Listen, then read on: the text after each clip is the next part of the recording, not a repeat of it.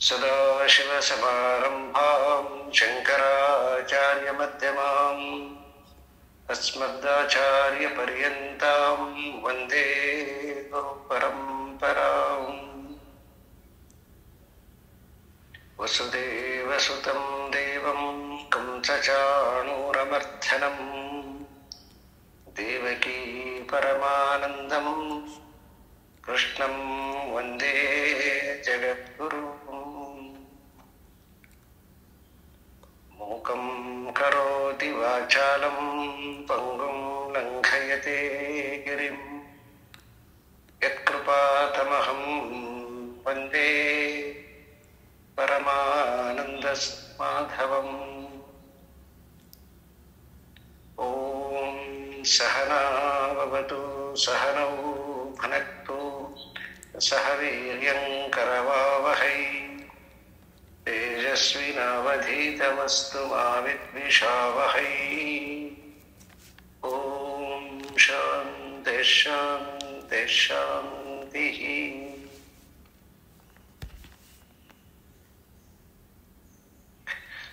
ಪರಮಾತ್ಮನ ಅನುಗ್ರಹದಿಂದ ಎಲ್ಲ ಭಗವದ್ಗೀತಾ ಶ್ರೋತೃ ವರ್ಗವೇ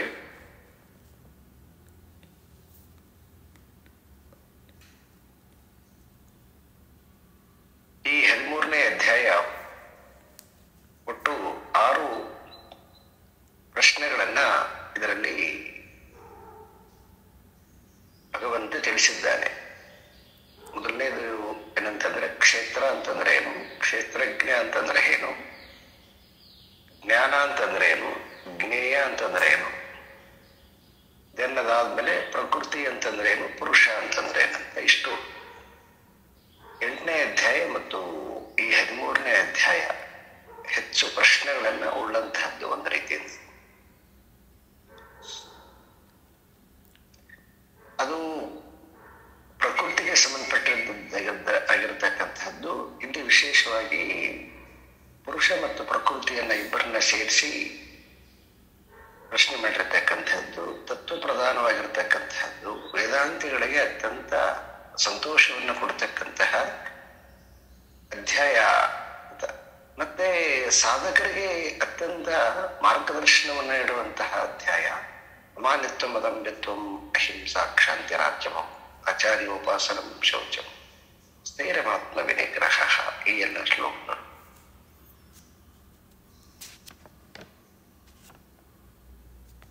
ಅದಾದ್ಮೇಲೆ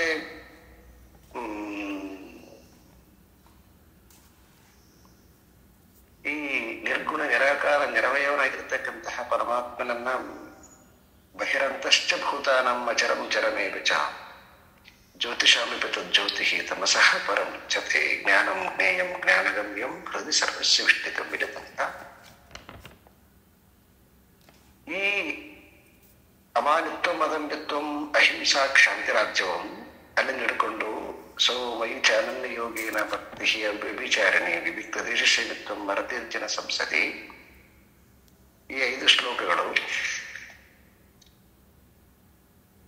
ಇವು ಜ್ಞಾನಕ್ಕೆ ಸಂಬಂಧಪಟ್ಟಿರ್ತಕ್ಕಂತಹ ಶ್ಲೋಕಗಳು. ಜ್ಞೇಯಂ ಯತ್ ಪ್ರವಕ್ಷ್ಯಾಮಿ ಯಜ್ಞಾತ್ವ ಅಮೃತಂ ಅಶ್ನುತೆ ಅನಾದಿಮತ್ಪರಂ ಬ್ರಹ್ಮ ಅಸತ್ತನ್ನಾಸದುಚ್ಯತೆ ಅಂತಕ್ಕಂತಹದ್ದು ಇಲ್ಲಿ ನಡ್ಕೊಂಡು ಜ್ಯೋತಿಷಾಮಿತ ತಜ್ಜ್ಯೋತಿ ತಮಸಃ ಪರಮುಚ್ಯತೆ. ಇಲ್ಲಿ ತನಕ ಇದು ಜ್ಞೇಯಕ್ಕೆ ಸಂಬಂಧಪಟ್ಟಿರ್ತಕ್ಕಂತಹ ವಿಷಯ. ಮತ್ತೆ ಅದಕ್ಕಿಂತ ಸ್ವಲ್ಪ ನಾವು ಹಿಂದೆ ಓದಿವಂತಂದ್ರೆ ಕ್ಷೇತ್ರಜ್ಞಂ ಚಾಪಿ ಮಾಂ ವಿದ್ಯೆ ಸರ್ವಕ್ಷೇತ್ರೇಶು ಭಾರತ. ಕ್ಷೇತ್ರಜ್ಞ ಅಂತಂದ್ರೆ ಏನು, ಕ್ಷೇತ್ರ ಅಂತಂದ್ರೆ ಏನು, ಕ್ಷೇತ್ರಜ್ಞಯೋರ್ ಜ್ಞಾನಂ ಯತ್ತ ಜ್ಞಾನಂ ಮತಂ ಮಮ. ಈ ಕ್ಷೇತ್ರ ಮತ್ತು ಕ್ಷೇತ್ರಜ್ಞರನ್ನ ಮಹಾಬಹುಧಾನ್ಯ ಅಹಂಕಾರ ಬುದ್ಧಿ ಅವ್ಯಕ್ತಮೇವ ಚ ಇಂದ್ರಿಯಾಣಿ ದಶೈಕಂಚ ಪಂಚಚೇಂದ್ರಿಯ ಗೋಚರಾಃ ಇಚ್ಛಾ ದ್ವೇಷ ಸುಖಂ ದುಃಖಂ ಸಂಘಾತಶ್ಚೇತನಾದ್ರತಿ ತತ್ ಕ್ಷೇತ್ರ ಸಮಾಸೇನ ಸವಿಕಾರಮದಾಮೃತ. ಇಲ್ಲಿ ಈ ಶ್ಲೋಕಗಳು ಇವು ಕ್ಷೇತ್ರವನ್ನ ಮತ್ತು ಕ್ಷೇತ್ರಜ್ಞ ತಿಳಿಸ್ತಕ್ಕಂತಹ ಶ್ಲೋಕಗಳು. ಈ ಕ್ಷೇತ್ರ ಅಂತಂದ್ರೇನು, ಕ್ಷೇತ್ರಜ್ಞ ತಿಳಿತಕ್ಕಂತಹದ್ದು ಏನು ಅಂತಕ್ಕಂಥದ್ದು, ಏನು ಒಂದು ನಾಲೆಡ್ಜ್ ಇದೆಯಲ್ಲ ಅದು ಜ್ಞಾನ. ಸೊ ಆ ಜ್ಞಾನ ಹೆಂಗ್ ತಿಳಿಯುತ್ತೆ ಅಂತಂದ್ರೆ ಅಮಾನಿತ್ವಂ ಮದಂಭಿತ್ವಂ ಅಂತಕ್ಕಂತಹ ಉಪಾಯದಿಂದ ಈ ಜ್ಞಾನ ಪ್ರಾಪ್ತಿ ಆಗುತ್ತೆ. ಆ ಜ್ಞಾನ ಪ್ರಾಪ್ತಿ ಆದ್ಮೇಲೆ ನಿರಾಕಾರ ನಿರ್ಗುಣ ನಿರಂಜನ ನಿರವಯವನಾಗಿರ್ತಕ್ಕಂತಹ ಆ ಪರಮಾತ್ಮ ಜ್ಞೇಯ ಸ್ವರೂಪನಾಗಿರ್ತಕ್ಕಂಥವನು ತಿಳಿಯಲ್ಪಡ್ತಾನೆ ಎನ್ನುವಂಥದ್ದನ್ನ, ಇಷ್ಟು ವಿಷಯವನ್ನ ನಾವು ಇಲ್ಲಿಯವರೆಗೆ ಚಿಂತನೆ ಮಾಡಿದ್ದೀವಿ. ಸೊ ಈ ವಿಷಯದಲ್ಲಿ ಯಾರಿಗೇನಾದರೂ ಏನಾದರೂ ಪ್ರಶ್ನೆ ಇದೆಯಾ? ಇಲ್ಲಿ ತನಕ ಈ ಟಾಪಿಕ್ ತನಕ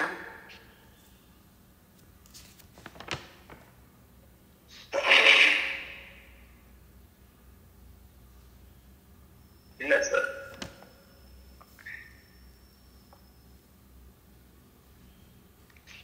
ಈಗ ಮುಂದಿನ ಇನ್ನು 2 ಪ್ರಶ್ನೆಗಳೇ ನೋಡ್ಕೊಂಡಿದ್ದವು. ಯಾವ್ದಂತಂದ್ರೆ ಪ್ರಕೃತಿ ಅಂದ್ರೇನು, ಪುರುಷ ಅಂತಂದ್ರೇನು. ಇಲ್ಲಿ ನಮಗೆ ಒಂದು ಸಂಶಯ ಬರುತ್ತೆ. ಏನ್ ಸಂಶಯ ಬರುತ್ತೆ ಅಂತಂದ್ರೆ, ಕ್ಷೇತ್ರಜ್ಞರ ವಿಷಯವೇ ಪ್ರಕೃತಿ ಮತ್ತು ಪುರುಷರ ವಿಷಯದಂತೆ ತೋರುತ್ತೆ ನಮಗ.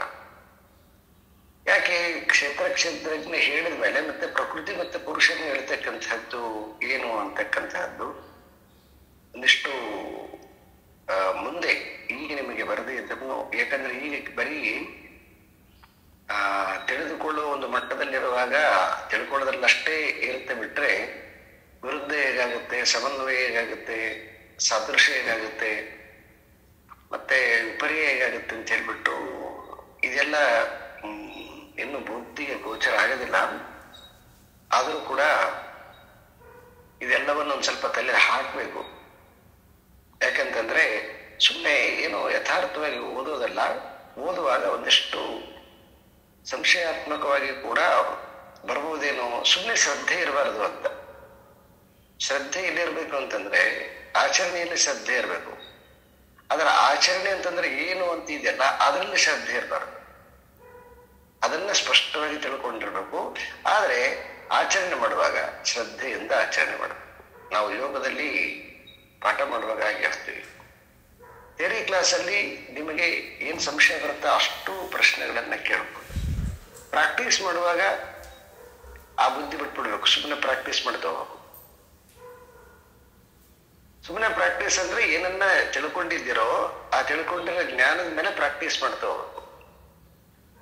ಇದು ನಮಗೆ ಬಹಳ ಪ್ರಮುಖವಾಗಿ ಬೇಕಾಗಿರ್ತಕ್ಕಂಥದ್ದು. ಹಾಗಾಗಿ ಅನೇಕ ಮಹನೀಯರು ಈ ವಿಷಯದಲ್ಲಿ ಬಹಳ ಸ್ಪಷ್ಟವಾಗಿ ಹೇಳಿದ್ದಾರೆ. ಏನಾದ್ರೂ ಮಾಡು, ತಿಳುವಳಿಕೆಯಿಂದ ಮಾಡು ಅಂತ. ತಿಳುವಳಿಕೆ ಇಲ್ಲದೆ ಮಾಡಿರ್ತಕ್ಕಂತಹ ಅನಂತ ಜನ್ಮಗಳು ಅವು ನಮಗೆ ಯಾವುದೇ ರೀತಿಯಾಗಿರ್ತಕ್ಕಂತಹ ಬಿಡುಗಡೆಯನ್ನು ಕೊಟ್ಟಿಲ್ಲ. ತಿಳುವಳಿಕೆಯಿಂದ ಈಗ ಏನ್ ಮಾಡ್ತಾ ಇದ್ದೀವಿ ಇದು ಕೂಡ ಆಟನೇ. ಆದ್ರೆ ಇದು ಎಂತ ಆಟ ಅಂತಂದ್ರೆ ಇದು ನಮ್ಮನ್ನ ಮೋಕ್ಷದ ಕಡೆ ಕರ್ಕೊಂಡು ಹೋಗ್ತಕ್ಕಂಥ ಆಟ ಆಗುತ್ತೆ. ತಿಳುವಳಿಕೆ ಇಲ್ಲದೆ ಮಾಡಿರ್ತಕ್ಕಂತಹ ಎಲ್ಲಾ ಕರ್ಮಗಳೇನಾಗ್ತಾವ ಅಂದ್ರೆ ಪುನಃ ಪುನಃ ಮತ್ತೆ ಬಂಧಿಸ್ಲಿಕ್ಕೆ ಕಾರಣವಾಗ್ತವೆ.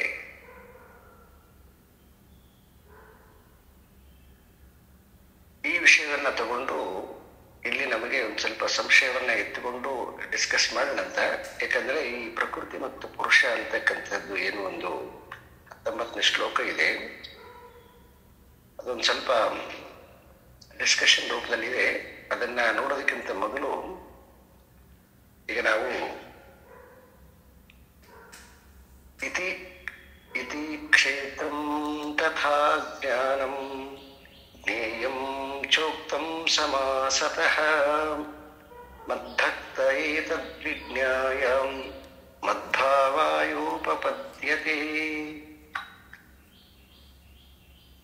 ಇತಿ ಕ್ಷೇತ್ರಂ ತಥಾ ಜ್ಞಾನಂ. ಇದು ಈ ಕ್ಷೇತ್ರ ಅಂತಂದ್ರೆ ಏನು ಅಂತಕ್ಕಂತಹದ್ದನ್ನ, ಈ ಜ್ಞಾನ ಮತ್ತು ಜ್ಞೇಯ ಅಂತಕ್ಕಂತಹದ್ದನ್ನ ಸಂಕ್ಷೇಪವಾಗಿ ಇಲ್ಲಿಯವರೆಗೆ ಹೇಳಲ್ಪಟ್ಟಿತು ಅಂತ. ಕ್ಷೇತ್ರ ಅಂತಂದ್ರೇನು, ಕ್ಷೇತ್ರಜ್ಞ ಅಂತಂದ್ರೇನು, ಜ್ಞಾನ ಅಂತಂದ್ರೇನು, ಜ್ಞೇಯ ಅಂತಂದ್ರೆ ಏನಂತಕ್ಕಂಥದ್ದನ್ನ ಹೇಳಲ್ಪಟ್ಟಿತು ಅಂತ. ಅದಕ್ಕಿಂತ ಹಿಂದಿನ ಶ್ಲೋಕದಲ್ಲಿ ಹೇಳಿದ್ರೆ ಅವರು ಜ್ಞಾನಂ ಜ್ಞೇಯಂ ಜ್ಞಾನಗಮ್ಯಂ ಹೃದಯ ಸರ್ವಸ್ಯ ವಿಷ್ಟಿತಂ ಅಂತ. ಸ್ಥಿತಂ ಅಂತಂದ್ರೆ ಇದು ಎಲ್ಲರ ಹೃದಯದಲ್ಲಿ ಸ್ಥಾಪಿತವಾಗಿರ್ತಕ್ಕಂತಹದ್ದು. ನನ್ನಲ್ಲಿ ಮಾತ್ರ ಇದೆ, ನಿಮ್ಮಲ್ಲಿಲ್ಲ ಅಂತ ಹೀಗಲ್ಲ. ಪರಮಾತ್ಮ ಮತ್ತೆ ಪರಮಾತ್ಮನ ತಿಳಿತಕ್ಕಂತಹ ಇಚ್ಛೆ ಇದು ಎಲ್ಲಾ ಜೀವಗಳಲ್ಲಿ ಪ್ರತಿಷ್ಠಿತವಾಗಿದೆ.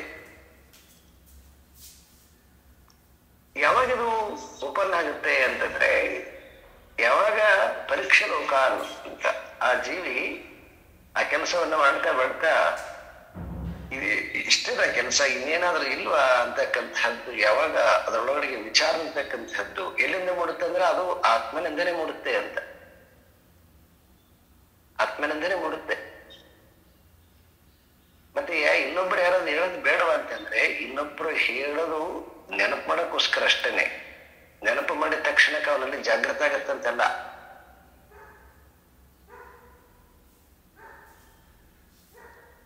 ನೆನಪು ಮಾಡೋದು ಬೇರೆ, ಅವನಲ್ಲಿ ಜಾಗೃತ ಆಗೋದು ಬೇರೆ.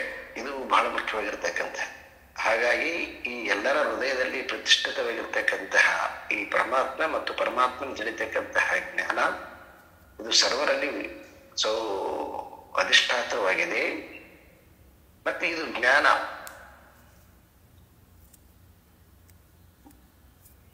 ಮದ್ಭಕ್ತ ಏತದ್ ವಿಜ್ಞಾಯ ಅಂತ, ಮದ್ಭಕ್ತ ಅಂತ ಪ್ರಯೋಗ ಶಬ್ದ ಇದೆ. ಮದ್ಭಕ್ತ ಅಂದ್ರೆ ನನ್ನ ಭಕ್ತ ಅಂತ. ಮದ್ಭಕ್ತ ನನ್ನ ಭಕ್ತ. ಈ ನನ್ನ ಭಕ್ತನಾಗಿರ್ತಕ್ಕಂಥವನು ಇದನ್ನ ಏತದ್ ವಿಜ್ಞಾಯ, ಏತದ್ ವಿಜ್ಞಾಯ ಅಂದ್ರೆ ಈ ವಿಜ್ಞಾನ ರೂಪದಲ್ಲಿರ್ತಕ್ಕಂತಹ ತತ್ವವನ್ನು ತಿಳಿದುಕೊಂಡು ಮದ್ಭಾವ ಯೋಗಪದ್ಯತೆ ಅಂದ್ರೆ ನನ್ನನ್ನು ಪಡೆಯಲಿಕ್ಕೆ ಯೋಗ್ಯನಾಗ್ತಾನೆ. ಮದ್ಭಾವ ಅಂದ್ರೆ ನನ್ನ ಭಾವ ಅಂತ. ಮದ್ಭಕ್ತ ಮದ್ಭಾವ. ಇದನ್ನ ಎರಡು ರೀತಿಯಿಂದನೂ ಅರ್ಥ ಮಾಡ್ಬೋದು. ಒಂದು ದ್ವೈತ ಭಾಷೆಯಲ್ಲೂ ಕೂಡ ಅರ್ಥ ಮಾಡ್ಬೋದು, ಮತ್ತೆ ಅದ್ವೈತ ಭಾಷೆಯಲ್ಲಿ ಕೂಡ ಹೀಗೆ ಅರ್ಥ ಮಾಡ್ಬೋದು. ಮದ್ಭಕ್ತ ಮತ್ತು ಮದ್ಭಾವ ಅಂತಕ್ಕಂತಹದ್ದು ದ್ವೈತ ಭಾಷೆಯಲ್ಲಿ ಭಕ್ತ ಮತ್ತು ಭಗವಂತ ಇಬ್ಬರು ಬೇರೆ ಬೇರೆ ಅಂತಕ್ಕಂಥದ್ದು ಸ್ಪಷ್ಟವಾಗಿದೆಯಲ್ವ. ಮದ್ಭಕ್ತ ನನ್ನ ಭಕ್ತ ನನ್ನ ಭಾವವನ್ನ ಹೊಂದುತ್ತಾನೆ. ನನ್ನ ಭಾವವನ್ನ ಹೊಂದುತ್ತಾನೆ ಅಂತಂದ್ರೆ ನನ್ನಂತೆ ಆಗ್ತಾನೆ ಅಂತ ಅರ್ಥ ಮಾಡಬಾರ್ದು ಅಂತ ದ್ವೈತದಲ್ಲಿ. ಇಷ್ಟೇ ವ್ಯತ್ಯಾಸ ಬರಲಿರೋದು. ಅದು ಸ್ವಲ್ಪ ರೀತಿಯಾಗಿರ್ತಕ್ಕಂತಹ ಒಂದು ಸಗುಣ ಭಾವದಲ್ಲಿ, ಯಾಕಂದ್ರೆ ಭೇದ ಭಾವದಲ್ಲಿ ಇರ್ತಕ್ಕಂತಹದ್ದು. ಆ ಸಗುಣ ಭಾವದಲ್ಲಿರ್ತಕ್ಕಂತಹದ್ದನ್ನ ಅದಕ್ಕೆ ಅಲ್ಲಿ ದ್ವೈತದಲ್ಲಿ ಏನ್ ಮಾಡಿದ್ದಾರೆ ಅಂತಂದ್ರೆ, ಮದ್ಭಾವ ಅಂತಕ್ಕಂತಹದ್ದನ್ನ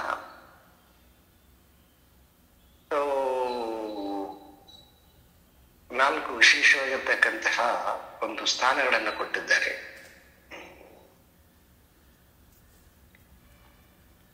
ನಾಲ್ಕು ವಿಶೇಷವಾಗಿರ್ತಕ್ಕಂಥವು ಯಾವಂತಂದ್ರೆ,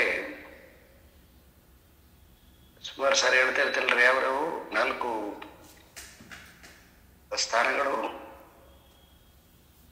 ಸಾಮೀಪ್ಯ, ಸಾಲೋಕ್ಯ. Very good, very good, very good, very good. ಈ ನಾಲ್ಕು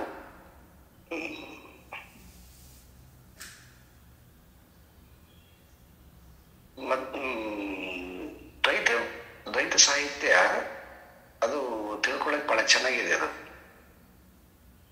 ಪರಮಾತ್ಮನನ್ನ ನಿಲ್ಲಿಸಿ ಸುತ್ತಲೂ ಕೂಡ ಏನ್ ಮಾಡಿದ್ದಾರೆ ಅಂತಂದ್ರೆ, ವಿಶೇಷವಾಗಿರ್ತಕ್ಕಂಥ ಸ್ಥಾನಗಳನ್ನು ಕೊಟ್ಟಿದ್ದಾರೆ ಅವರು.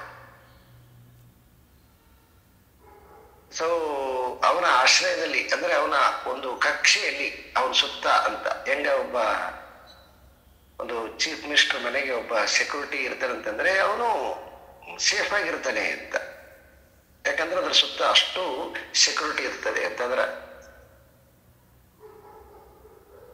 ಆ ರೀತಿಯಾಗಿ ದ್ವೈತ ಭಾಷೆ ಭಕ್ತನಿಗೆ ಮತ್ತು ಭಗವಂತನಿಗೆ ಇರ್ತಕ್ಕಂತಹ ಒಂದು ರೀತಿಯನ್ನ ತೋರಿಸ್ತದೆ.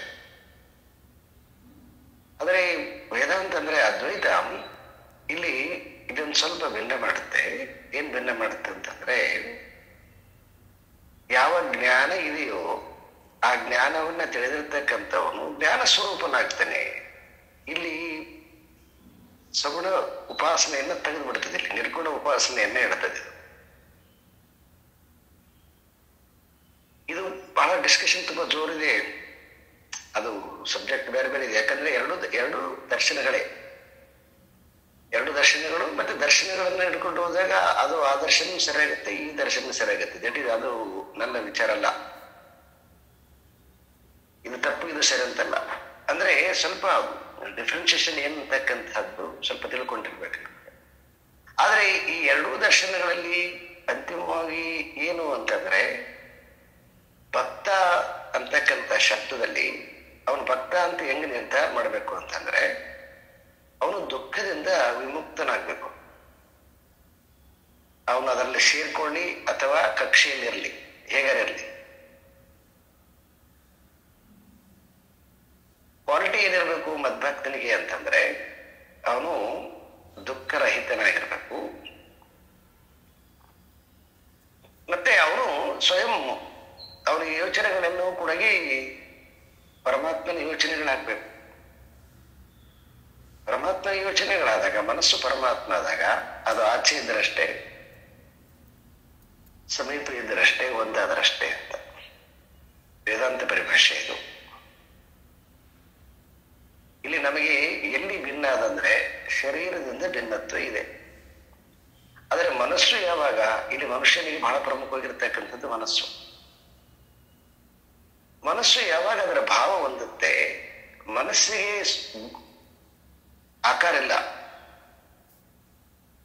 ಅದು ನಿರ್ಗುಣ, ಅದು ನಿರಾಕಾರ ವಸ್ತು. ಅದು ಮನಸ್ಸು ಮಲಿನತೆಯಿಂದ, ಸುಖ ದುಃಖಗಳಿಂದ ಮನಸ್ಸು ಅಂತ ತೋರಿಕೊಳ್ತದೆ ನಮಗೆ. ಯಾವಾಗ ಅದು ಮಲಿನತೆಯನ್ನ ಕಳ್ಕೊಡ್ತದೆ, ಅವಾಗ ಅದು ಏನಾಗ್ತದೆ ಅಂತಂದ್ರೆ ಶುದ್ಧವಾಗ್ತದೆ ಅದು. ಸೊ ಹಾಗಾಗಿ ಮದ್ಭಕ್ತ ಅಂತಕ್ಕಂತಹದ್ದು ವಿಷಯವನ್ನ ನಾವು ಜ್ಞಾನ ರೀತಿಯಿಂದ ಯೋಚನೆ ಮಾಡಿದಾಗ ಅಲ್ಲಿ ಸಮಾಹಿತವಾಗ್ತಕ್ಕಂಥದ್ದು ನಮಗೆ ತೋರ್ತದ. ಆದರೆ ದೇಹದಿಂದ ವಿಚಾರ ಮಾಡಿದಾಗ ಅದು ಭಿನ್ನವಾಗಿರ್ತಕ್ಕಂಥದ್ದು ಅಂತ ತೋರ್ತದ. ಅದು ಸಗಣ ಉಪಾಸನೆಯಲ್ಲಿ ಭಿನ್ನವಾಗಿರ್ತಕ್ಕಂಥದ್ದು, ಆದರೆ ಮನಸ್ಸು ಮಾತ್ರ ಭಗವಂತನಲ್ಲಿರ್ತದೆ ಅಂತ. ಭಕ್ತ ಕುಮಾರನ ಮನಸ್ಸಲ್ಲಿ ಇರ್ತದೆ, ಭಗವಂತನಾಗಿಟ್ಟಿದ್ದಲ್ಲ. ಕ್ರಿಯೆಗಳೆಲ್ಲವೂ ಕೂಡ ಅವನೇ ಮಾಡ್ತಾನೆ ಅನ್ನೋಷ್ಟು ಮಟ್ಟಿಗೆ ಮನಸ್ಸು ಆಗಿಬಿಟ್ಟಿತ್ತು. ಹತ್ತತ್ರ ಹೋದಾಗೆಲ್ಲ ಅದರ ದರ್ಶನಗಳು ಇನ್ನಷ್ಟು ಹೆಚ್ಚು ನಮಗೆ ಬೆಳಕನ್ನು ಕೊಡ್ತವೆ. ಆದ್ರೆ ಈಗ ಇಲ್ಲಿ ನಮಗೆ ಮುಖ್ಯ ಪಾಠ ಏನಂತಂದ್ರೆ, ಮದ್ಭಕ್ತ ಅಂತಂದ್ರೆ ಈ ಜ್ಞಾನವನ್ನ ತಿಳಿದಿರ್ತಕ್ಕಂಥವ್ರು ಮದ್ಭಕ್ತ. ಮತ್ತೆ ಜ್ಞಾನ ತಿಳಿದಿರ್ತಕ್ಕಂಥವ್ರು ಅನೇಕ ಆಚರಣೆಗಳನ್ನ ಮಾಡ್ತಾರಲ್ಲ, ಅವರು ಭಕ್ತರಲ್ಲ ಅಂತಂದ್ರೆ ಅವರು ಭಕ್ತರೇ. ಆದರೆ ಅದಕ್ಕೆ 7ನೇ ಅಧ್ಯಾಯದಲ್ಲಿ ಪರ ಅಪರ ಅಂತ ಮಾಡಿದ್ರು ಅವರು. ಪರಾಪ್ರಕೃತಿ ಅಪರಾ ಪ್ರಕೃತಿ ಅಂತ ಎರಡು ರೀತಿಯಾಗಿರ್ತಕ್ಕಂಥದ್ದು. ಅಪರಾ ಪ್ರಕೃತಿ ಅಂತಂದ್ರೆ ಈ ಲೌಕಿಕವಾಗಿರ್ತಕ್ಕಂತಹ ಧರ್ಮವನ್ನ ಅನುಸರಿಸಿಕೊಂಡು ಅಲ್ಲಿ ಭಕ್ತಿಯನ್ನು ಮಾಡತಕ್ಕಂಥದ್ದು, ಅದು ಅಪರಾ ಪ್ರಕೃತಿಯಾಗಿರ್ತಕ್ಕಂತಹ ಭಕ್ತಿ. ಆದರೆ ಪರಾಪ್ರಕೃತಿ ಜ್ಞಾನದಿಂದ ಕೂಡಿ ಮೋಕ್ಷವನ್ನ ಬಯಸಬೇಕು ಅಂತಕ್ಕಂತಹ ರೀತಿಯಲ್ಲಿ ಪರಮಾತ್ಮನನ್ನೇ ಉಪಾಸನೆ ಮಾಡತಕ್ಕಂಥದ್ದು ಈ ಭಕ್ತಿ ಇದೆ ಅಲ್ವಾ, ಇದು ಪರಾಭಕ್ತಿ ಅಂತ. ಪರಾಭಕ್ತಿ ಅಪರಾಭಕ್ತಿ ಅಂತ ಎರಡು ತಿಳ್ಕೊಂಡಿರ್ಬೇಕು ನಾವು. ಪರಾಭಕ್ತಿಯನ್ನ ತಿಳಿದ ಮೇಲೆ ಅಪರಾಭಕ್ತಿ ಕಡಿಮೆ ಅಂತಾನೆ ಬರಂಗಿಲ್ಲ, ಅದು ಅವನ ಮಟ್ಟಕ್ಕೆ ಸರಿ ಇರುತ್ತದೆ. ಪರಾಭಕ್ತಿ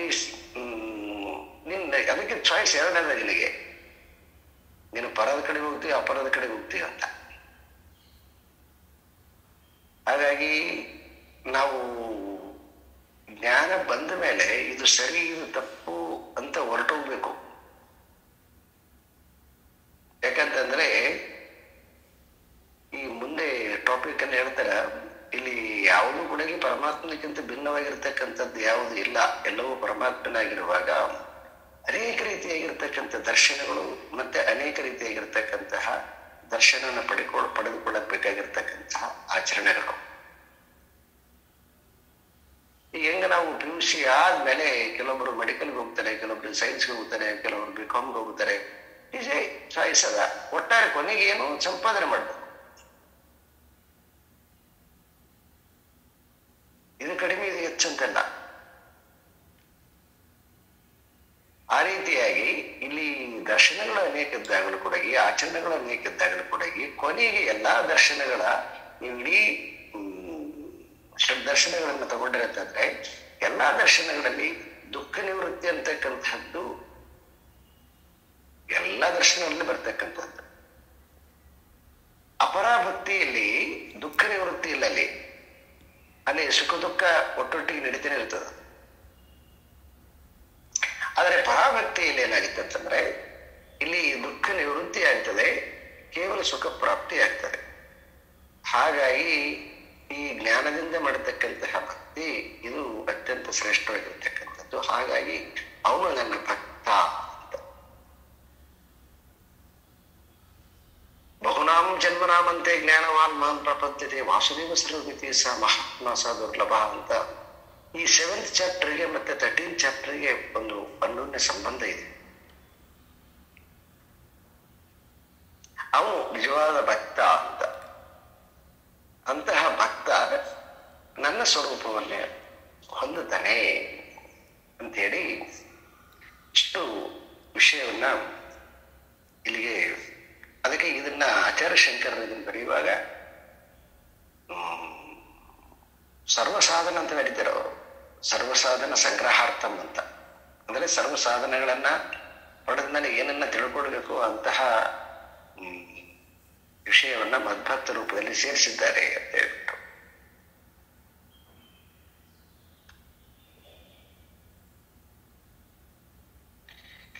ಈಗ ಶ್ಲೋಕ ನಂಬರ್ 19. ಪ್ರಕೃತಿಂ ಪುರುಷಂ ಚೈವ ವಿದ್ಯನಾದಿ ಉಭಾವಪಿ ವಿಕಾರಾಂಶ್ಚ ಗುಣಾಂಶ್ಚೈವ ವಿದ್ಧಿ ಪ್ರಕೃತಿ ಸಂಭವಾನ್.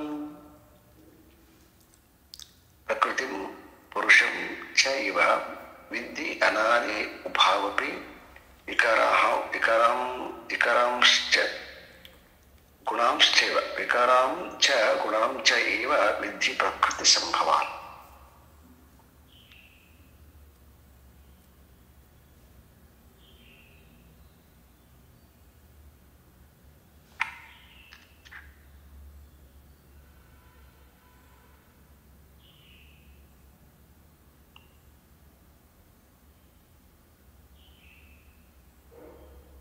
ಇದಕ್ಕೆ ಒಂದ್ ಸ್ವಲ್ಪ ಈ ಶಂಕರನ ಭಾಷೆ ಇದೆ, ಇದನ್ನ ಸ್ವಲ್ಪ ನೋಡೋಣ ಅಂತಾರೆ. ಇದನ್ನ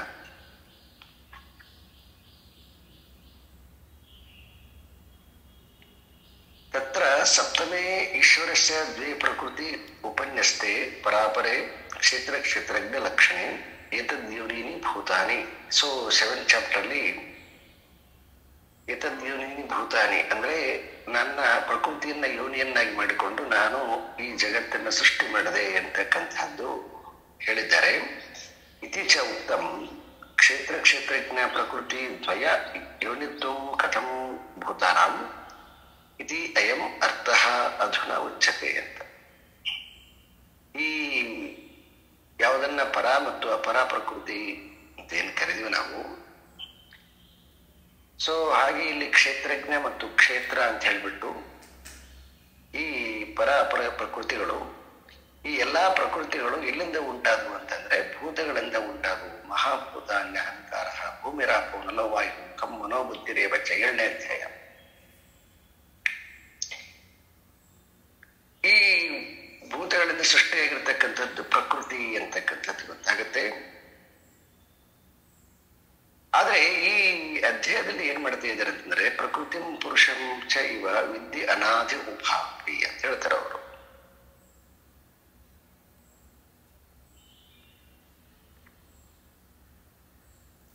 ಈ ಅನಾದಿ ಅಂತಕ್ಕಂಥ ಶಬ್ದ ಇದೆಯಲ್ವಾ, ಅನಾದಿ ಆಗ್ತಕ್ಕಂಥದ್ದು ಪರಮಾತ್ಮನನ್ನ ಅನಾದಿ ಅಂತ ಕರಿತೀವಿ ನಾವು, ಕರೆಕ್ಟ್ ಆಗಿದೆ. ಆದ್ರೆ ಈ ಅಧ್ಯಾಯದಲ್ಲಿ ಪ್ರಕೃತಿಯನ್ನು ಕೂಡ ಅನಾದಿ ಅಂತ ಕರೆದಿದ್ದಾರೆ. ಅನಾದಿ ಅಂತಂದ್ರೆ ಅದಕ್ಕೆ ಆದಿ ಇಲ್ಲ ಅಂತ. ಅಲ್ಲಿ ಭೂಮಿರಾಪೋ ನಲವಾಯು ಕಮ್ಮನು ಬುದ್ಧಿರೇವಚ ಅಂತ 7ಮ ಅಧ್ಯಾಯದಲ್ಲಿ ಜಗತ್ ಸೃಷ್ಟಿಯನ್ನ ಹೇಳಿದ್ರು.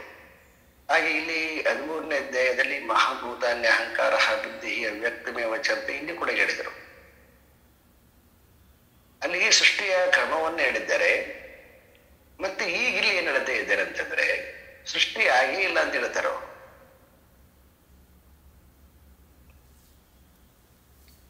ನೀನೇ ಹೇಳ್ಬಿಟ್ರಲ್ಲ, ಪ್ರಕೃತಿ ಪುರುಷಂ ಚ ಇವ ವಿದ್ಯೆ. ವಿದ್ಯೆ ಅಂದ್ರೆ ತಿಳಿ ಏನಂತಂದ್ರೆ ಈ ಉಭಯ ಅಪಿ ಅನಾದಿಹಿ.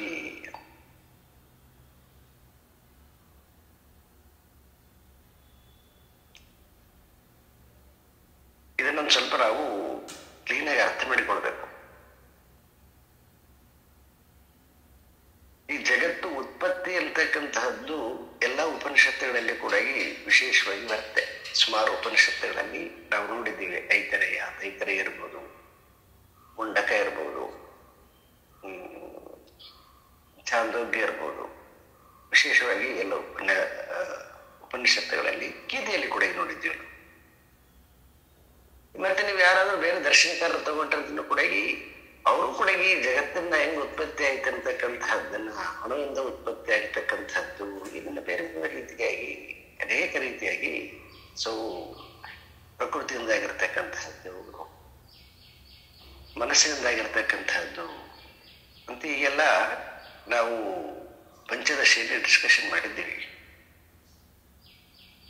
ಅದೆಲ್ಲ ನೆನ್ಪಿಟ್ಕೊಂಡಿರ್ಬೇಕು. ಅದನ್ನ ನೆನಪಿತ್ತಂದ್ರೆ ಈ ಭಗವದ್ಗೀತೆ ತುಂಬಾ ಚೆನ್ನಾಗಿ ಈ 13ನೇ ಅಧ್ಯಾಯ, ನನಗೆ 15ನೇ ಅಧ್ಯಾಯ ಬಹಳ ವಿಶೇಷವಾಗಿರ್ತಕ್ಕಂಥದ್ದು.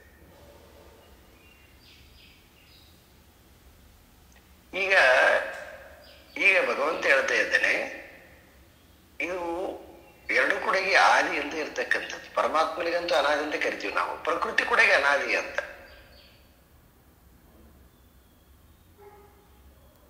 ಇದರಿಂದ ಏನು ಗೊತ್ತಾಗುತ್ತೆ ಅಂತಂದ್ರೆ ಜಗತ್ತು ಸೃಷ್ಟಿ ಅಂತಕ್ಕಂತಹದ್ದು ಒಂದು ಆರ್ಡರ್ ಆಗಿ ಆಗಿರುವಂತಹದ್ದು ಅಲ್ಲ ಅಂತ ಗೊತ್ತಾಗುತ್ತೆ. ಮತ್ತೆ ಆರ್ಡರ್ ಆಗಿ ಹೇಳಿದ್ದಾರೆ ಅಂತಂದ್ರೆ ನಮಗೆ ಪರಿಚಯ ಮಾಡೋಕ್ಕೋಸ್ಕರ ಸಲುವಾಗಿ ಉಪದೇಶ ವಾಕ್ಯಗಳಿರಬಹುದೇನು ಅಂತ ನಾನು ಸ್ವಲ್ಪ ಸಂಶಯಾತ್ಮಕವಾಗಿ ಮಾತಾಡಿ ನಿಮ್ಮೊಳಗಡೆಗೆ ಅದನ್ನ ಕ್ರಿಯೇಟ್ ಮಾಡ್ತಾ ಇದ್ದೀನಿ. ಹುಡುಗರು ನೀವು ಅಂತ. ಹಾಗೆ ವಸ್ತುತಃ ಈ ಶ್ಲೋಕವನ್ನ ನೋಡಿದ್ವಿ ಅಂತಂದ್ರೆ, ಯಾಕಂದ್ರೆ ಇದು ಸ್ಮೃತಿ ವಾಕ್ಯ, ಭಗವಂತನ ವಾಕ್ಯವನ್ನ ನಾವು ಹೊಲಗಳಕ್ಕೆ ಬರೋದಿಲ್ಲ.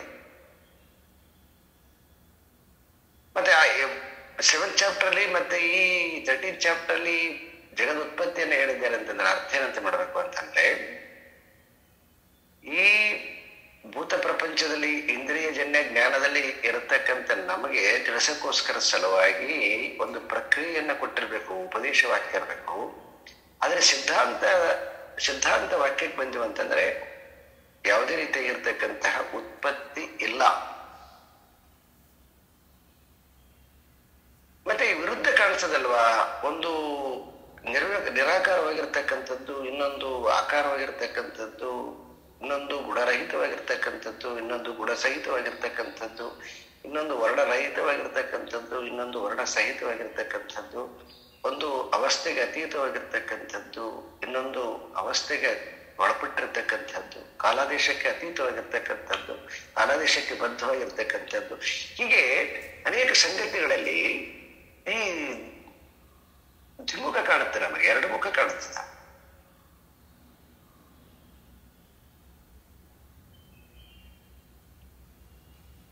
ಆದರೆ ನಮಗೆ ಈ ಶ್ಲೋಕದಿಂದ ಸ್ಪಷ್ಟವಾಗಿ ಗೊತ್ತಾಗುತ್ತೆ, ಪರಮಾತ್ಮನೇ ಎರಡು ಮುಖ. ಪರಮಾತ್ಮ ಮತ್ತು ಪರಮಾತ್ಮನಿಂದ ಉತ್ಪತ್ತಿಯಾಗಿರ್ತಕ್ಕಂತಹ ಜಗತ್ತು ಪರಮಾತ್ಮನಿಗಿಂತ ಭಿನ್ನವಾಗಿರ್ತಕ್ಕಂಥದ್ದು ಅಲ್ಲ.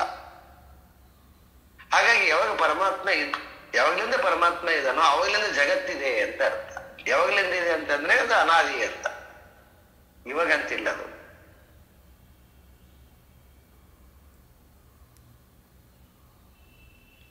ಇದಕ್ಕೆ ಬೆಸ್ಟ್ ಎಕ್ಸಾಂಪಲ್ ಅಂತಂದ್ರೆ, ಯಾವಾಗ ನಾವು ಮನೆಕೊಂಡಿವಿ ಅಂತಂದ್ರೆ ಒಂದು ಕನಸು ಕಾಣುತ್ತೆ ನೋಡ್ರಿ, ಒಂದು ಬ್ಯೂಟಿಫುಲ್ ಆಗಿರ್ತಕ್ಕಂಥ ಮನೆ ಬರ್ತದೆ. ಮನೆಯಲ್ಲ ಇಡೀ ನಗರ ಬರ್ತದೆ, ನಗರ ಅಲ್ಲ ಇಡೀ ಏನೋ ದೇಶ ಬರ್ತದೆ, ಜಗತ್ ಬರ್ತದೆ, ಸೂರ್ಯ ಚಂದ್ರ.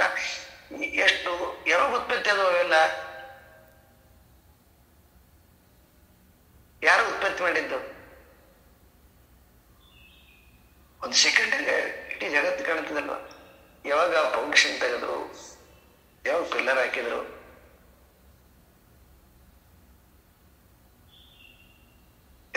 ಗೊತ್ತಾಗುತ್ತೆ. ಯಾವಾಗೂ ಅದು ಯಾವಾಗೂ ಫೌಂಡೇಶನ್ ತೆಗೆದಿರೋದು, ಪಿಲ್ಲರ್ ಆಗಿರ್ತಕ್ಕಂಥದ್ದೆಲ್ಲ ಅದು ಆಲ್ರೆಡಿ ಇರ್ತಕ್ಕಂಥದ್ದು. ಆ ಕಡೆ ನೋಡಿದ್ದಿಲ್ಲ, ಯಾವಾಗ ಈ ಕಡೆ ಬಿಟ್ಟು ಆ ಕಡೆ ನೋಡಿದ್ವು ಅದು ಕಾಣಿಸ್ಕೊಳ್ತು ಅಂತ. ಅದೇ ರೀತಿಯಾಗಿ ಈ ಪರಮಾತ್ಮ ಮತ್ತು ಪರಮಾತ್ಮನಿಂದ ತೋರಲ್ಪಡ್ತಕ್ಕಂತಹ ಪ್ರಕೃತಿ ಅಂತಕ್ಕಂಥದ್ದು ಯಾವುದು ಇದೆಯೋ ಇದು ಎರಡೂ ಕೂಡ ಬೇರೆ ಬೇರೆ ಅಲ್ಲ. ಪ್ರಕೃತಿ ಬೇರೆ, ಪುರುಷ ಬೇರೆ ಬೇರೆ ಅಲ್ಲ. ಒಟ್ಟಾರೆ ಜೀವನಿಗೆ ಅಂದ್ರೆ ನಮಗೆ ಪರಿಚಯ ಮಾಡೋಕ್ಕೋಸ್ಕರ ಸಲುವಾಗಿ ಪ್ರಕೃತಿ ಗುಣಗಳಿಂದ ಕೊಟ್ಟಿರ್ತಕ್ಕಂಥದ್ದು, ವಿಕಾರಕ್ಕೊಳಪಡ್ತಕ್ಕಂಥದ್ದು, ಅವನು ಗುಣರಹಿತನಾಗಿರ್ತಕ್ಕಂಥವನು, ನಿರ್ವಿಕಾರಿಯಾಗಿರ್ತಕ್ಕಂಥವನಿಂದ ಎರಡರ ಜ್ಞಾನವನ್ನು ತಿಳಿಸೋಕ್ಕೋಸ್ಕರ ಸಲುವಾಗಿ ಭೇದ ಮಾಡಿ ತೋರಿಸಿರ್ತಕ್ಕಂಥದ್ದು. ಆದರೆ ವಸ್ತುತಃ ಈ ಭೇದ ಅಂತಕ್ಕಂಥದ್ದು ಪರಮಾತ್ಮನಲ್ಲಿ ಇಲ್ಲ. ನಾವು ಏಕಕಾಲಕ್ಕೆ ಎರಡೂ ಮುಖಗಳನ್ನ ಅರ್ಥ ಮಾಡಿಕೋಬೇಕು. ಒಂದು ಸೈಲೆನ್ಸ್ ಸ್ಟೇಟ್ಸ್ ಇದೆ, ಮತ್ತೆ ಇನ್ನೊಂದು ಎರಡು ಏಕಕಾಲಕ್ಕೆ, ಒಂದು ಚಲ ಮತ್ತು ನಿಶ್ಚಲ, ಎರಡು ಏಕಕಾಲಕ್ಕೆ ಇರ್ತಕ್ಕಂಥದ್ದು. ಇದು ಎರಡೂ ಕೂಡ ಪರಮಾತ್ಮನ ಸ್ವಭಾವವೇ.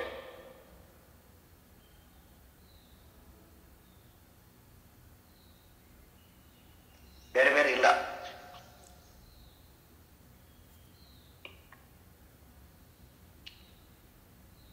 ಯಾವಾಗ ನಮಗಿದು ಅರ್ಥ ಆಗುತ್ತೆ ಅಂತಂದ್ರೆ, ವಿಕಾರದಲ್ಲಿ ಕೂಡ ಈ ನಿರ್ವಿಕಾರವನ್ನು ನೋಡ್ತಕ್ಕಂಥದ್ದು, ನಿರ್ವಿಕಾರದಲ್ಲಿ ವಿಕಾರವನ್ನು ನೋಡ್ತಕ್ಕಂಥದ್ದು ಯಾವಾಗ ಅರ್ಥ ಆಗುತ್ತೆ ನಮಗೆ ಅಂತಂದ್ರೆ, ಯಾವಾಗ ಈ ಅಮಾನತ್ವಾದಿ ಗುಣಗಳನ್ನ ನಾವು ಸಂಪಾದನೆ ಮಾಡಿಕೊಡ್ತೀವಿ.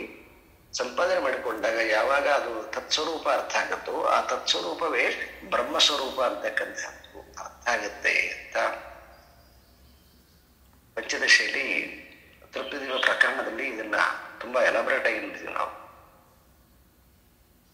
ಯಾವುದನ್ನ ತತ್ಸ್ವರೂಪ ಅಂತ ಕರಿತೀವಿ, ಆ ತತ್ಸ್ವರೂಪವೇ ಪರಬ್ರಹ್ಮ ಸ್ವರೂಪ.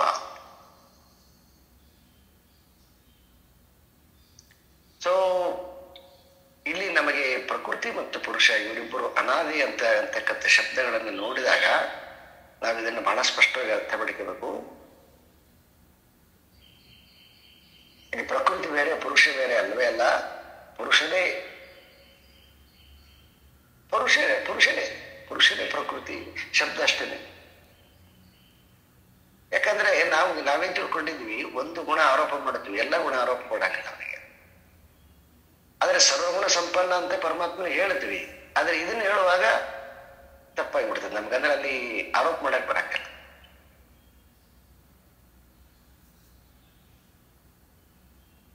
ಸೊ ಅದಕ್ಕೆ ಜ್ಞಾನಿಯೂ ಅವನೇನೆ, ಅಜ್ಞಾನಿ ಅವನೇನೆ, ಧರ್ಮನೂ ಅವನೇನೆ, ಅಧರ್ಮನೂ ಅವನೇ, ಗುಣನೂ ಅವನೇ, ಗುಣರಹಿತನೂ ಅವನೇ.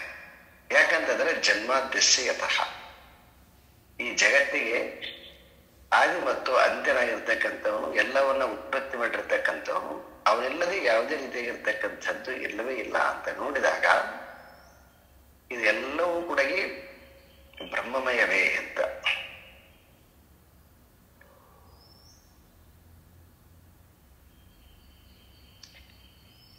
ಯಾಕೆ ಮತ್ತೆ ನಮಗಿದು ಅರ್ಥ ಆಗ್ತಿಲ್ಲ ಅಂತಂದ್ರೆ, ಯಾಕೆ ಅರ್ಥ ಆಗ್ತಿಲ್ಲ ಅಂತಂದ್ರೆ ಇಲ್ಲೊಂದು ರಹಸ್ಯದ. ಏನ್ ರಹಸ್ಯದ ಅಂತಂದ್ರೆ, ಇಲ್ಲಿವರೆಗೆ ನಮ್ಮಲ್ಲಿ ಈ ಈಗೋ ಇರ್ತದ. ಈ ಈಗೋ ಅಂತಕ್ಕಂಥದ್ದು ಒಂದು ನಮಗ್ ಹಾಕಿರ್ತಕ್ಕಂಥ ಮುಸುಕದು. ಹೆಂಗ ಒಂದು ಮುಖದ ಮೇಲೆ ಒಂದು ಬಟ್ಟೆ ಹಾಕೊಂಡಾಗ ಮುಖ ಕಾಣದಿಲ್ವೋ, ಕನ್ನಡಿಯ ಮುಂದೆ ಒಂದು ನಾವು ಬಟ್ಟೆ ಪರದೆ ಹಾಕಿದ್ವಿ ಅಂತಂದ್ರೆ ನಮ್ಮ ಮುಖ ಪ್ರತಿಫಲನ ಹೆಂಗ ಆಗದಿಲ್ವೋ, ಆ ರೀತಿಯಾಗಿ ಈ ಅಹಂಕಾರ ಅಂತಕ್ಕಂಥದ್ದು ಒಂದು ನಮಗೆ ಪರದೆ ಆಗ್ಬಿಟ್ಟದ ಸರ್ವ ಜೀವರಿಗೆ.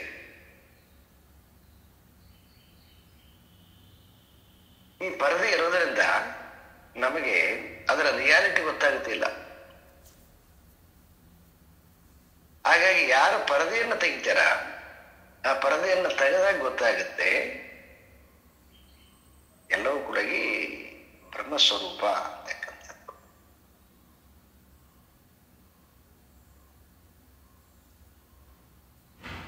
ಇವರು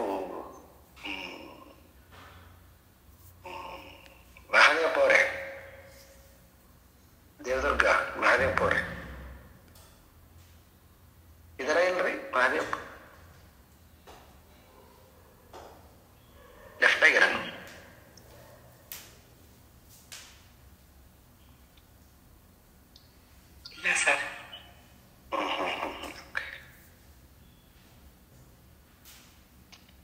ಜನ ಈ ವೇದಾಂತದಲ್ಲಿ ತುಂಬಾ ಜನಕ್ಕೆ ಏನಂತಂದ್ರೆ ಈ ಭೂತಗಳ ಪಂಚೀಕರಣದಲ್ಲಿ ಈ ಸ್ಥಾನಗಳನ್ನ, ಈ ದೇವತೆಗಳನ್ನ, ಇದನ್ನ ಹೇಳೋದೇ ಅಧ್ಯಾತ್ಮ ಅಂತ ತುಂಬಾ ಜನಕ್ಕೆ. ಅಂತ ಗುಣಾದಿಗಳನ್ನ ವರ್ಣನೆ ಮಾಡತಕ್ಕಂಥದ್ದು, ಮಾಯೆಯನ್ನ ವರ್ಣನೆ ಮಾಡತಕ್ಕಂಥದ್ದು ಎಲ್ಲ ತುಂಬಾ ನಾವು ಸುಮಾರು ಕೆಲವೊಂದನ್ನ ನಾವು ನೋಡಿದಾಗ ಗೊತ್ತಾಗತ್ತೆ ಇದೆ. ಈ ಅಧ್ಯಾತ್ಮ ಅಂತಕ್ಕಂತಹದ್ದು ಎಲ್ಲೆಲ್ಲಿ ನಿಂತುಕೊಂಡಿದೆ ಅಂತಂದ್ರೆ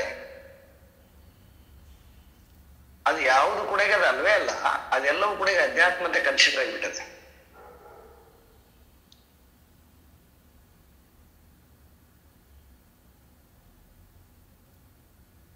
ಒಬ್ಬನು 5 ತತ್ವಗಳಿಂದ ಜಗತ್ತು ಉತ್ಪತ್ತಿ ಆಯ್ತಂತ ಒಬ್ಬನು, ಕೆಲವೊಬ್ಬರು 3 ತತ್ವಗಳಿಂದ ಉತ್ಪತ್ತಿ ಆಯ್ತಂತೆ ಕೆಲವೊಬ್ಬರು 7 ಅಣುಗಳಿಂದ ಉತ್ಪತ್ತಿ ಆಯ್ತಂತೆ ಕೆಲವೊಬ್ಬರು.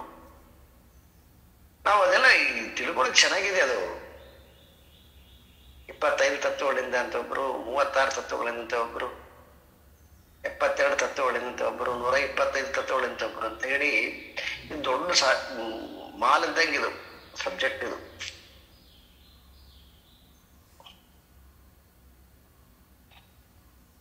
ಆದ್ರೆ ಈ ಎಲ್ಲಾ ಮಾಲುಗಳನ್ನ ಈ ಶ್ಲೋಕ ಈ ಒಂದು ವಾಕ್ಯದಲ್ಲಿ ಎಲ್ಲಾನು ಒಡೆದಾಗಿ ಬಿಡ್ತದೆ.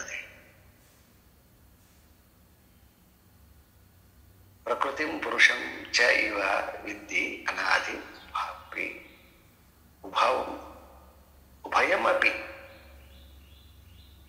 ಈ ಎರಡು ಉಭಯ ಅಂದ್ರೆ ಎರಡಿರ್ತಕ್ಕಂಥದ್ದು, ಇದೆರಡೂ ಕೂಡ ಅನಾದಿ ಅಂದ್ರೆ ಅರ್ಥ ಏನಂತಂದ್ರೆ ಪರಮಾತ್ಮನೇ, ಎರಡೂ ಅವನೇ ಏಕಕಾಲಕ್ಕೆ ಅಂತ. ನೀವು ಸಮುದ್ರ ನೋಡಿದ್ರೆ ಗೊತ್ತಾಗತ್ತೆ. ನೋಡಿ, ಸಮುದ್ರ ನೀವು ಮಧ್ಯದಲ್ಲಿ ಹೋಗಿ ನಿಸ್ತರಂಗ ಇರ್ತದೆ, ದಡದಲ್ಲಿ ಬಿದ್ದಿರ್ತಂದ್ರೆ ತರಂಗಗಳಿರ್ತವೆ. ಏಕಕಾಲಕ್ಕೆ ಎರಡಿದೆ.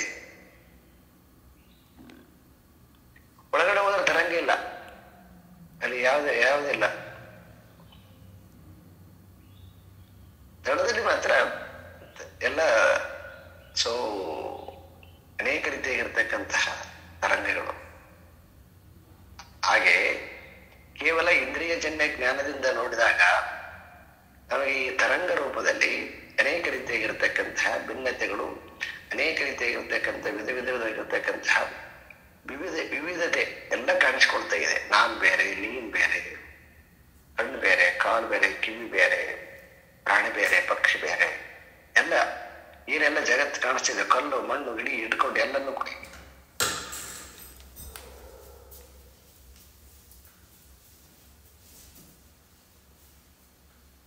ಆದ್ರೆ ಅದರ ಆಚೆ ನೋಡಿದ್ವಿ ಅಂತಂದಾಗ ಅದೆಲ್ಲವೂ ಕೂಡ ಆ ಕೇವಲ ಶಕ್ತಿಯಿಂದನೇ ಎಲ್ಲವೂ ಕೂಡ ತೋರಿಕೊಡ್ತಕ್ಕಂಥದ್ದು ಭಿನ್ನ ಭಿನ್ನವಾಗಿ.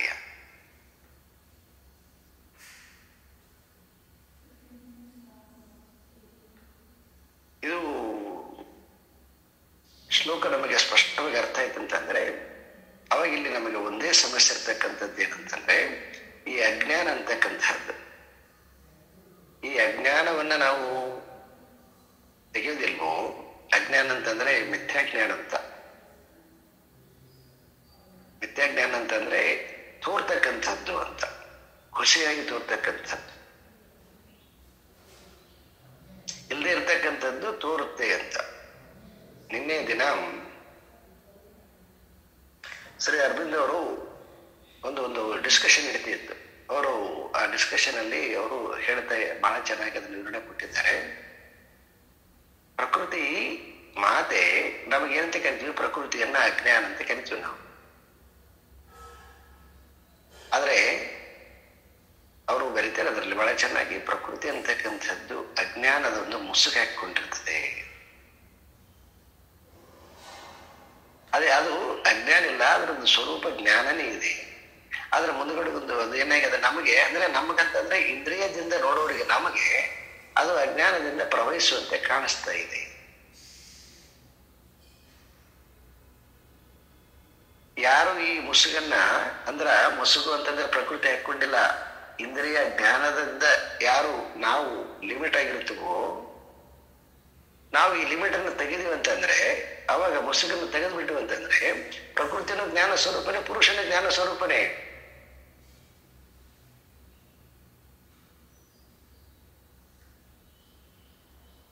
ಒಂದೇ ಜ್ಞಾನ ಇರೋದು. ಹೀಗೆ ತಿಳಿದಾಗ ಅವಾಗೆಲ್ಲವೂ ಕೂಡ ಈ ಬ್ರಹ್ಮಮಯ ಅಂತಕ್ಕಂತಹದ್ದು ಅರ್ಥ ಆಗುತ್ತೆ.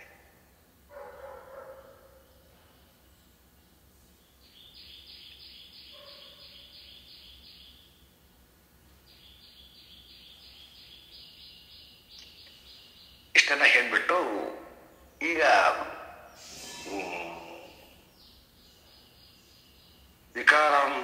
ವಿಕಾರಾಂಚ ಗುಣಾಂಚ ಏವ ವಿಧಿ ಪ್ರಕೃತಿ ಸಂಭವ. ಈ ವಿಕಾರ ಅಂತಕ್ಕಂಥದ್ದು ಮತ್ತೆ ಗುಣ ಅಂತಕ್ಕಂಥದ್ದು ಎಲ್ಲ ಅಂತಂದ್ರೆ ಇದು ಪ್ರಕೃತಿಯಿಂದ ತೋರ್ತದೆ. ಪ್ರಕೃತಿಯಲ್ಲಿ ಇರ್ತಕ್ಕಂಥದ್ದು ಒಂದು ಒಂದು ಒಂದು ಮುಖದಲ್ಲಿ ಗುಣ ಇದೆ, ಇನ್ನೊಂದು ಭಾಗದಲ್ಲಿ ಮುಖಾನ್ಬಡಿ ಒಂದು ಭಾಗ ಅಂತಂದ್ರೆ ಮುಖದ ಎರಡು ಭಾಗ. ನಾವು ಕೆಲವೊಂದಿಷ್ಟು ಪಾತ್ರಧಾರಿಗಳು ನೋಡ್ತೀವಲ್ವಾ, ಕೆಲವೊಂದು ಪಾತ್ರಕ್ಕೆ ಅನುಗುಣವಾಗಿ ರಾಕ್ಷಸಿ ಪಾತ್ರಗಳನ್ನ ಕೆಲವೊಂದು ಮಾಡುವಾಗ ಒಂದು ಕಡೆಗೆ ಕಪ್ಪು, ಒಂದೊಂದು ಕಡೆಗೆ ಕೆಂಪು ಹಚ್ಚಿಬಿಟ್ಟಿದ್ದಾರೆ, ವಿಕಾರ ಕಾಣ್ತಾರೆ ಅವರು. ವಿಕಾರ ಎಲ್ಲದಂದ್ರೆ ಬಣ್ಣದಿಂದ ವಿಕಾರ ಇದೆ ಅಂತ, ಸ್ವರೂಪದಿಂದ ವಿಕಾರ ಇಲ್ಲ ಅಂತ. ಹಾಗೆ ನಮಗೆ ಈ ಸತ್ವ ರಜತಮ ಅಂತಕ್ಕಂತಹ ಬಣ್ಣ ಹಚ್ಚಿಕೊಂಡು ನಾವು ಈ ಜೀವನಾಗಿ ಪಾತ್ರ ತಗೊಂಡ್ಬಿಟ್ಟಿದ್ವಿ ಅಲ್ವಾ. ಹಾಗಾಗಿ ಇದು 3 ಬಣ್ಣಗಳಿಂದ ಕೂಡಿರ್ತಕ್ಕಂಥದ್ದು. ಇದನ್ನು ಗುಣ ಅಂತ, ಗುಣಾಂಶ ಇವ, ಇದು ಗುಣ. ಇದು ಈ ಗುಣದಿಂದ ಏನ್ ಕಾಣ್ತಾ ಇದ್ರೆ ವಿಕಾರ ಕಾಣ್ತಾ ಇದೆ ಅಂದ್ರೆ ಅದಕ್ಕೆ ನಾನ್ ಬೇರೆ, ನೀವು ಬೇರೆ, ಎಲ್ಲ ಬೇರೆ ಬೇರೆ ಕಾಣಿಸ್ತಾ ಇದೆ. ಈ ಬೇರೆ ಬೇರೆ ಕಾಣಿಸ್ತಕ್ಕಂಥದ್ದು ಯಾವುದು ಇದೆಯೋ ಇದನ್ನ ಪ್ರಕೃತಿ ಅಂತ ಕರೆದರು. ಈ ಗುಣ ಇಲ್ದಿರ್ತಕ್ಕಂಥ ಸ್ಥಿತಿಯನ್ನು ಏನಂತ ಕರೆದರು ಅಂದ್ರೆ ಪುರುಷ ಅಂತ ಕರೆದರು. ಪ್ರಕೃತಿಯಲ್ಲಿ ಅಜ್ಞಾನದಿಂದ ಪ್ರಕೃತಿಯಲ್ಲಿ ಇದ್ದಾಗ ನಾವು ಪ್ರಕೃತಿಗೂ ವಶರಾಗಿರ್ತೀವಿ.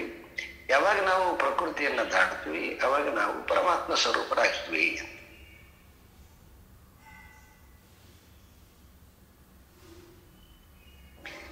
ಸೊ ಹಾಗಾಗಿ ಈ ಸಾಧನೆ ಅಂತಕ್ಕಂಥದ್ದು ಏನು ಅಂತ ಕೇಳಿದ್ರೆ, ಅಪರ ಪ್ರಕೃತಿಯಲ್ಲಿ ಸಾಧನೆ ಹೇಗಾರ ಮಾಡಿ, ಅದರ ಪರಾಪ್ರಕೃತಿಯಲ್ಲಿ ಸಾಧನೆ ಭಕ್ತನಾಗ್ಬೇಕು ಅಂತಂದ್ರೆ ಈ ಜ್ಞಾನ ಒಂದೇ. ಇದು ಸ್ಪಷ್ಟವಾಗಿ ಅರ್ಥ ಆಗ್ತಿರ್ಬೇಕು.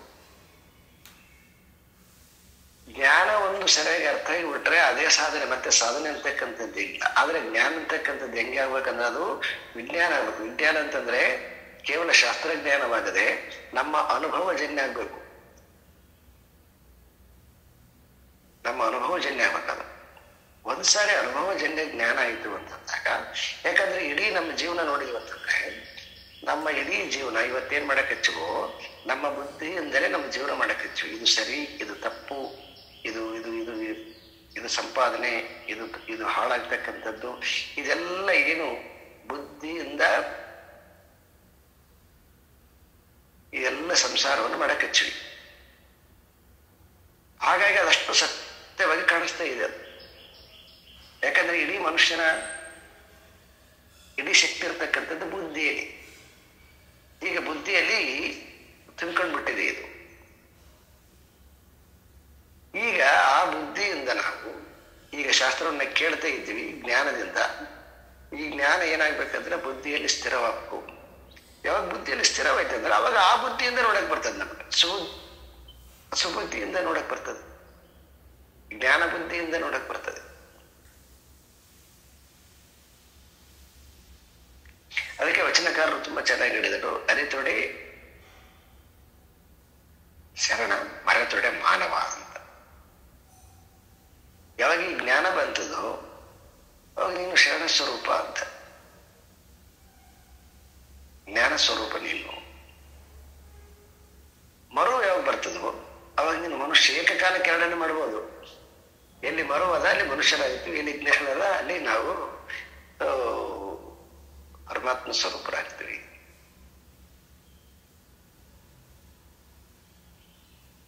ಆದ್ರೆ ಅಂತರಂಗದಲ್ಲಿ ಅಂದ್ರೆ ಬುದ್ಧಿಯಲ್ಲಿ ಸಂಸ್ಕಾರ ರೂಪದಲ್ಲಿರ್ತಕ್ಕಂತಹ ಈ ಅಜ್ಞಾನದಿಂದ ಆಗಿರ್ತಕ್ಕಂತಹ ಈ ಎಲ್ಲ ಸಂಸ್ಕಾರವನ್ನ ನಾವು ಜ್ಞಾನದಿಂದ ಎಲ್ಲಿ ತನಕ ದಹಿಸದಿಲ್ವೋ, ಸೊ ಅಲ್ಲಿ ತನಕನೂ ಕೂಡ ಈ ಪರದೆ ಅಂತಕ್ಕಂಥದ್ದು ಇರ್ತದೆ, ಮುಸುಕು ಅಂತಕ್ಕಂಥದ್ದು ಇರ್ತದೆ.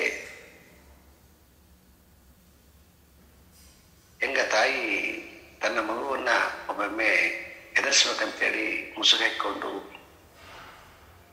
ಆಟ ಆಡ್ತಾಳೋ, ಹಾಗೆ ಈ ಪ್ರಕೃತಿ ಅಂತಕ್ಕಂಥದ್ದು ಜೀವನ ಆಟ ಆಡಿಸ್ತಾ ಇದೆ ಮುಸುಕು ಹಾಕೊಂಡು. ಈ ಒಂದಿಷ್ಟು ತಿಂಡಿ ಕೊಟ್ಬಿಟ್ಟು ಗಂಡ ಹೆಂಡತಿ ಮಕ್ಕಳು ಮನೆ ಬಿಸ್ಕಟ್ಸ್, ಒಂದೊಂದು ಬಿಸ್ಕೆಟ್, ಈ ಬಿಸ್ಕಟ್ ಕೊಟ್ಬಿಟ್ಟು ಬಿಸ್ಕಟ್ ಅಲ್ಲಿ ಆಟ ಆಡ್ತಕ್ಕಂಥದ್ದನ್ನ ಅದನ್ನ ಖುಷಿ ಪಡ್ತಾ ಇದೆ. ಆದ್ರೆ ಯಾವಾಗ ಒಂದ್ಸಲ ಮಗು ಆ ಮುಸುಗನ್ನ ಎಳೆದು ಬಿಡ್ತದೋ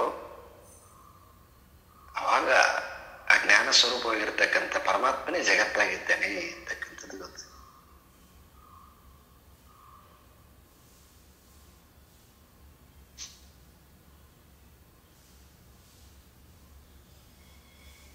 ಇದು ಅದಕ್ಕೆ ಸರ್ವ ಸಾರ ಸಂಗ್ರಹ ಅಂತ ಯಾಕೆ ಬರೆದ್ರು ಶಂಕರ ಅಂದ್ರೆ ಈ ಕಾರಣದಿಂದನೇ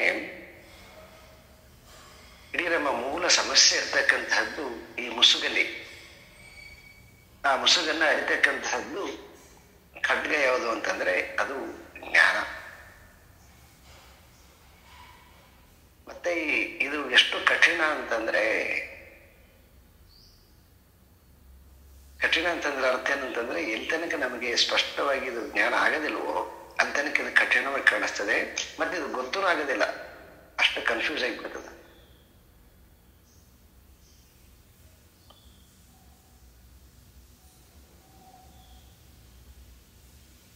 ಹಾಗಾಗಿ ಈ ಜ್ಞಾನವನ್ನ ಯಾವಾಗ ನಾವು ಸ್ಪಷ್ಟವಾಗಿ ತಿಳ್ಕೊಳ್ತೀವಿ, ಪ್ರಕೃತಿ ಮತ್ತು ಪುರುಷ ಅಂತಕ್ಕಂಥದ್ದು ಎರಡು ಬೇರೆ ಬೇರೆ ಅಲ್ಲ, ಎರಡು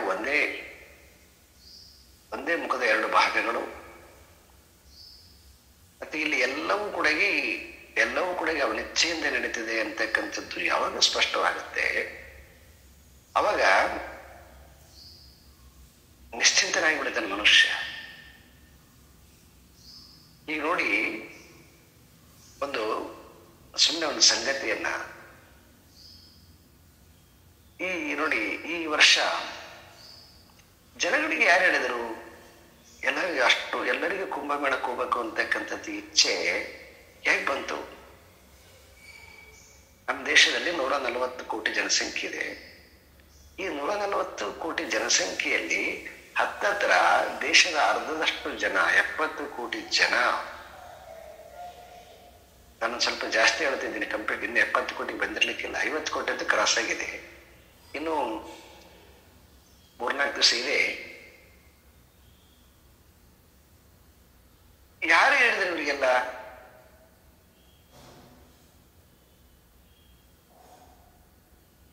ಎಷ್ಟು ಕಷ್ಟ ಇದೆ, ಎಷ್ಟು ಎಲ್ಲ ಸಾವು ನೋವಾಗಿದೆ, ಮತ್ತೆ ಎಷ್ಟೊಂದು ಹರಸಾಹಸ ಮಾಡಬೇಕು, ಎಷ್ಟು ಕಿಲೋಮೀಟರ್ ನಡಿಬೇಕು.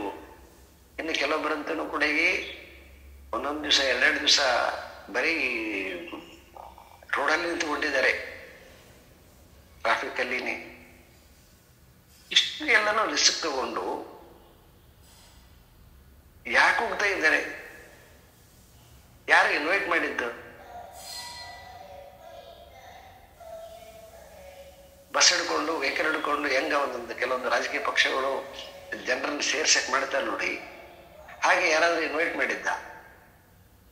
ಇಲ್ಲ, 1 ದಿವಸ ಅಟೆಂಡ್ ಮಾಡಿದ್ರೆ ಅಂದ್ರೆ ನಿಮ್ಗೆ 500 ಕೊಡ್ತೀವಿ, 1000 ಕೊಡ್ತೀವಿ ಅಂತೇಳಿ ಕರಿತಾರಲ್ವಾ? ಆ ರೀತಿ ಆಗಿದೆ. ತಮ್ಮದೇ ಆಗಿರ್ತಕ್ಕಂತಹದ್ದು 5,000 ರೂಪಾಯಿಗೆ ನಿಮ್ಗೆ ಸಿಗ್ತಕ್ಕಂಥ ಟಿಕೆಟ್ ಇವತ್ತು 50,000 ರೂಪಾಯಿ ಆದ್ರೂ ಕೂಡ ಕೊಟ್ಟು ಇಷ್ಟೆಲ್ಲ ರಿಸ್ಕ್ ತಗೊಂಡು ಹೋಗ್ತಾ ಇದ್ದಾರೆ ಜನ ಅಂತಂದ್ರೆ ಎಷ್ಟು ಆಶ್ಚರ್ಯ ಅಂತಂದ್ರೆ, ಆ ಅಂತರಂಗದಲ್ಲಿ ಒಂದು ಇದೆ, ಅದು ಅದು ಅದು ಯೂನಿವರ್ಸಲ್ ಕಾನ್ಸಿಯಸ್ ಅಂತ ಕರಿತೀವಿ. ಒನ್ಸ್ ಅಗೇನ್ ಆ ಯೂನಿವರ್ಸಲ್ ಕಾನ್ಸಿಯಸ್ ಜಾಗೃತ ಆಗಿಬಿಡುತ್ತಂತಂದ್ರೆ ಯಾವುದನ್ನ ನಾವು ಅಸಾಧ್ಯ ಅಂತ ಕರಿತೀವೋ ಅದು ಒಂದು ಕ್ಷಣ ಮಾತ್ರದಲ್ಲಿ ಸಾಧ್ಯ ಆಗಿಬಿಡ್ತದ.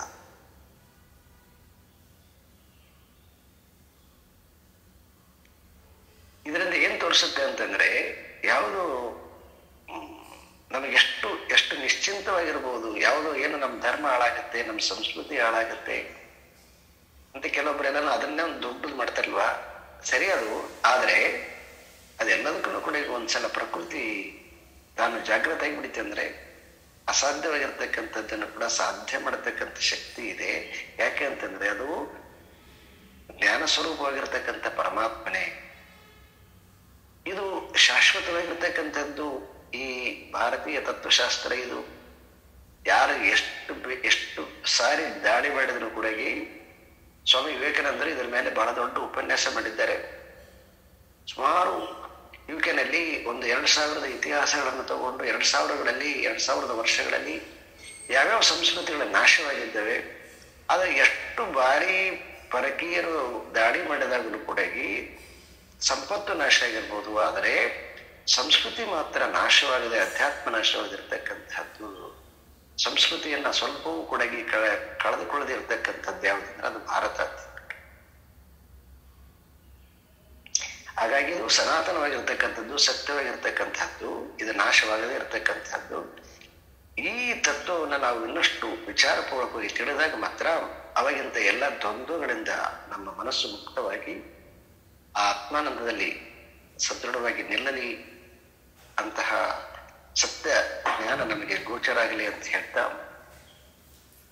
ಓಂ ಪೂರ್ಣಮದಃ ಪೂರ್ಣಮಿದಂ ಪೂರ್ಣಾತ್ ಪೂರ್ಣಮುದಚ್ಯತೆ ಪೂರ್ಣಸ್ಯ ಪೂರ್ಣಮಾದಾಯ ಪೂರ್ಣಮೇವಾವಶಿಷ್ಯತೆ. ಓಂ ಶಾಂತಿ ಶಾಂತಿ ಶಾಂತಿ.